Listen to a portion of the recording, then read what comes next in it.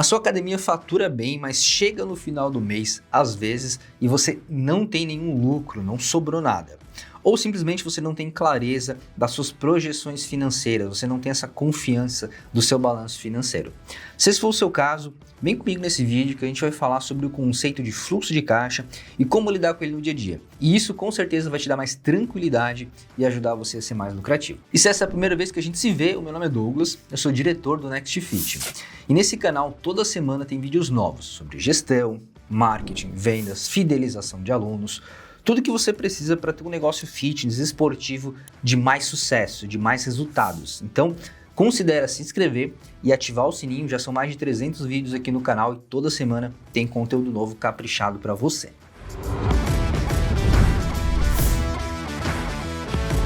Vamos começar conceituando o que é um fluxo de caixa. O fluxo de caixa é um relatório que apresenta as movimentações financeiras do seu negócio, sendo que essas movimentações podem ser de entrada ou de saída de dinheiro, ou seja, tudo que você recebe de fato e tudo que você paga de fato. Então, olhando aqui no âmbito dos negócios fitness, os seus recebimentos, principalmente são os planos, as mensalidades, as assinaturas dos seus alunos e também às vezes você está vendendo ali um suplemento, uma roupa, uma avaliação física, algum produto complementar, certo? Então, isso são as suas entradas. E o que são as saídas? Tudo que você está pagando, então parcela de equipamento, aluguel, folha de colaborador e etc. Tudo que você está pagando é saída. Então, quando a gente fala de fluxo de caixa, a gente está falando de um gráfico, de um relatório que tem tudo que entrou, tudo que saiu e geralmente uma linha que faz a interseção disso que mostra o saldo, né? Então entrou X, saiu Y, quanto que sobrou. Quando você tem um gráfico disso, você pode falar que você tem um fluxo de caixa. Mas qual é a importância de um fluxo de caixa? Afinal de contas, para que ele serve? São 3 itens principais, tá? O primeiro de todos é para te dar tranquilidade. É isso mesmo, para você poder dormir tranquilo à noite, sem se preocupar em não ter dinheiro no dia seguinte. Pode parecer besteira, mas eu conheço muitos gestores que chegaram para mim já falando que simplesmente não sabiam se eles poderiam investir no equipamento X ou Y, ou contratar um colaborador a mais, porque eles não tinham clareza das contas que eles teriam para pagar nos próximos meses, e nem dos recebimentos garantidos que eles já tinham em renovação de plano. Então, aquele financeiro bagunçado, a pessoa que não tem um fluxo de caixa na palma da mão. E a pessoa não fica tranquila, porque ela não sabe se ela pode investir, ela não sabe se ela pode expandir, então fica sempre naquela incerteza. Se você tem um fluxo de caixa, você tem previsibilidade, e essa é a palavra que todo empreendedor deveria amar. Eu acho que um dia eu ainda vou tatuar isso, tá? Previsibilidade, isso é a palavra que todo empreendedor deveria buscar. Se você tem previsibilidade, tanto de despesa quanto de custo, você pode se planejar, exatamente. Agora, se você não tem essa projeção, se você não tem essa clareza, não tem um relatório onde você olha, daqui X meses eu vou gastar tanto, daqui Y meses eu vou receber tanto, e aí você fica no escuro, né? E o segundo motivo é que você não consegue aprimorar o seu negócio, você não consegue investir de forma inteligente. Porque veja bem, se você não está investindo no seu negócio, pegando uma parte do seu faturamento todo mês e reinvestindo para o negócio melhorar e crescer, você está morrendo, o seu negócio está falindo já e você não sabe. Tem uma frase do Philip Kotler que eu falo bastante, que é: algumas empresas se preocupam com o custo de fazer algo, quando na verdade deveriam se preocupar com o custo de não fazer esse algo. O que essa frase quer dizer? Que se você não está investindo, você vai pagar isso eventualmente, porque o seu concorrente vai investir e vai te ultrapassar. Ou o próprio mercado vai te engolir, porque a exigência do cliente aumenta ou muda. Então, se você não está se atualizando, estudando, melhorando, você vai ficar para trás.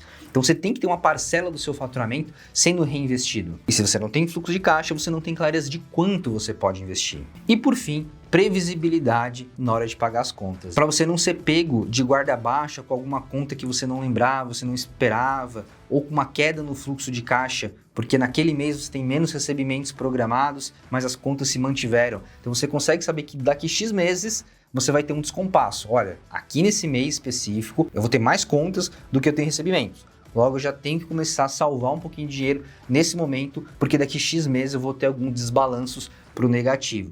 Então você consegue já também ter essa clareza de quanto você vai precisar salvar mês a mês para esse mês específico, para esse período específico, que você vai ter menos entrada do que recebimento, e geralmente isso aqui acontece nos períodos de sazonalidade negativa. Outra coisa importante a gente falar é que o fluxo de caixa é diferente que DRE, o demonstrativo de resultado do exercício. Muita gente confunde esses dois aqui, até porque a visualização deles é muito parecida. O relatório, o gráfico, até a tabela, dependendo da planilha que você for fazer ou do sistema que você for fazer, às vezes é muito parecido, então você acha que é a mesma coisa.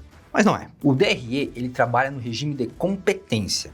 Já o fluxo de caixa, como o próprio nome sugere, trabalha no regime de caixa. O que isso significa? Vamos a um exemplo prático. Você vendeu um plano de R$ 1.200 para o seu aluno, um plano anual. Tá? Só que você vendeu parcelado para ele em 12 vezes, ok? No relatório e no gráfico de TRE, vai aparecer esse mês um recebimento de 1.200. Apesar de não ter caído na sua conta bancária os 1.200, porque você parcelou em 10, 11, 12 vezes que seja, no seu regime de competência vai aparecer 1.200 como faturado. Mas no seu fluxo de caixa vai cair só a mensalidade daquele mês. Caso esse plano de 1.200 seja de 12 parcelas, a gente está falando que no seu fluxo de caixa teria R$ 100 de entrada. Então, no DRE 1.200 e no fluxo de caixa 100. No outro mês, cai mais 100 no fluxo de caixa e assim sucessivamente. Já no DRE, cai só uma vez esses 1.200. Mas quando que você vai usar o DRE, então? O DRE ele é utilizado mais pela contabilidade, para fazer o reporte financeiro para o governo. Já o fluxo de caixa, quem utiliza mais são os gestores mesmo, para ter noção de tudo que eu falei anteriormente, né? De previsibilidade, de controle, etc. O fluxo de caixa é uma visão financeira e o DRE é uma visão contábil. Legal, mas agora que você já entendeu conceitualmente o que é um fluxo de caixa, como que eu operacionalizo isso? Como que eu faço isso funcionar no dia a dia? Tem várias formas, né? Antigamente o pessoal fazia no papel, mas isso é extremamente ineficiente, você nunca acha as informações que você precisa. Depois o pessoal começou a fazer no Excel, nas planilhas. Só que o problema das planilhas é que, você pode perder a planilha, alguém pode adulterar essa planilha, você não tem um histórico, você não tem uma auditoria nessas planilhas, e nas planilhas você pode errar, tá? Você pode colocar um zero errado e isso acaba com todos os seus cálculos. Então, esse é um problema gigante. A melhor forma de fazer, obviamente, é a terceira, que é trabalhar com um sistema que automatize isso para você. Se você usa o sistema do NextFit, quando você vende uma mensalidade para o aluno, um plano, um suplemento, qualquer coisa, isso automaticamente já vai para o seu fluxo de caixa. Você não precisa nem ficar recadastrando essa informação, então você ganha muita eficiência também. E dentro do sistema do NextFit também dá para você registrar as contas que você tem para pagar. Então você vai registrar no sistema o aluguel, a mensalidade dos equipamentos, Prolabore, salário dos colaboradores e etc. E isso começa a aparecer lá no seu fluxo de caixa para os próximos meses. Lembra que eu falei antes que o fluxo de caixa te dá previsibilidade? Você vai jogando essas contas a pagar, jogando os recebimentos e o sistema automaticamente já vai projetando isso para os próximos meses para você ter essa clareza. Então o primeiro passo é você decidir por onde você vai fazer o controle das entradas e saídas desse fluxo de caixa, se vai ser por papel, por planilha ou por sistema. Se for por sistema é muito mais fácil, como eu falei anteriormente. E aí você operacionaliza, você começa a lançar essas entradas e essas saídas. E depois é só você continuar alimentando o sistema ou a sua planilha assiduamente com as novas entradas e as novas saídas todos os dias. E fazendo isso, eventualmente você vai conseguir fazer o que interessa, que é olhar para esse gráfico e tomar decisões, entender o que está acontecendo com o seu negócio.